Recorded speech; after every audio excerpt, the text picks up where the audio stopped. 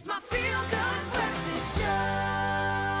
Welcome back. You're live with Expresso as we embrace the month of love. And in the lead up to Valentine's Day, South Africa's leading cardiovascular medicine provider aimed to determine how heart-aware South Africans actually are by conducting a nationwide survey with some rather astonishing results. Now, it was revealed that over a quarter of the participants described their relationship with their hearts as on the rocks, which is alarming to say the least, because heart disease claims the second most lives in South Africa. And that, of course, after HIV and AIDS. And here to discuss more about the Hug Your Heart campaign is Nicole Jennings from Pharma Dynamics. Hug Your Heart.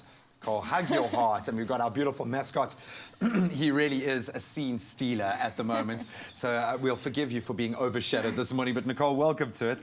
The Hug Your Heart campaign, I think it all stems around a very serious topic, and while we're putting on a beautiful kind of face to it, today it is big news at the moment that South Africa has an alarming rate of heart disease. What do you consider to be heart disease? Dumb it down for us. Well, Graham, heart disease or cardiac disease is really an umbrella term that basically takes into account all the different conditions that can have an effect on the heart.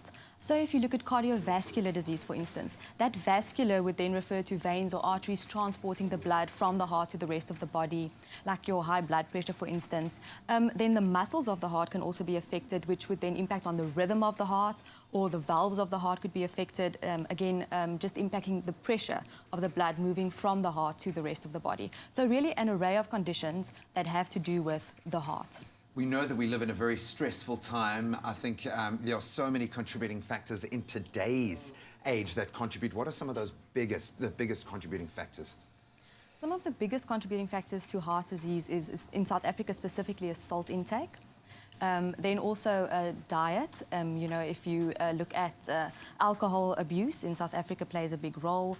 Overeating and also fried and greasy food. We love our food as a culture in general. Yeah, it's ingrained. So in a survey that we conducted, it was about 2,000 respondents, and we found that almost half of South Africans, so that's 46% of South Africans, pleaded guilty to these top 4 activities that put our heart health at risk. And we almost live in denial. I think the fact that we are seeing it in black and white now. What were some of the results from the survey that also kind of shocked and surprised you? So a very positive result is that approximately 60%, 57% of respondents said that they are starting to lower their salt intake, Right. just starting to take care of their heart health. And then we also thought, with it being the month of love, February, we would look at how many people are going to be dining out for Valentine's Day this year.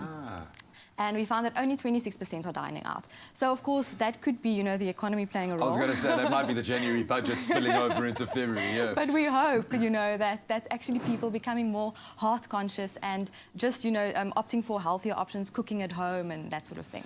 I think what is often most impactful about these sorts of campaigns is that there are answers and they are simple. They are often easy tips. Can you maybe give us 1 or 2 pointers how we can aim towards loving our hearts a little more? Definitely. So as part of this Hug Your Heart campaign that we've launched, we've actually developed a heart healthy menu for Valentine's Day specifically. Oh, brilliant. So our first step here is to choose a healthy dinner option. Your viewers can actually go to the website, and there they can find this healthy menu option to have for Valentine's Day. Brilliant. So it's www.hugyourheart.co.za. Then also, if you are going to give your sweetheart some chocolates this Valentine's Day, rather opt for dark chocolate. It has a lower sugar content, and also the antioxidants can actually have a positive effect on blood pressure. Okay, I love that. Of course, spending time with loved ones is a given in the month of love. And this also, reduces the stress on the body and on the heart as well. Yeah. If you can get moving, so go for a nice hike and then have a nice picnic on a mountain. I was going to suggest, brilliant. And then lastly, just drink in moderation. So if you just stick to your 1 unit if you're a female or 2 units if you're a male. This Valentine's Just Day. 1 glass of bubbly. But yeah. I love that. Very practical steps and ways that you can also embrace and enjoy life as much as your heart. So I'm going to let you, Nicole, hug your heart Aww. 1 last time this morning. Oh, we love you guys. Nicole Jennings from Pharma Dynamics joining us this morning. It is an opportunity for you to improve your lifestyle this Valentine's Day. So really, guys, hug your heart and your loved one's heart. Time now to get back into the news. Thank you.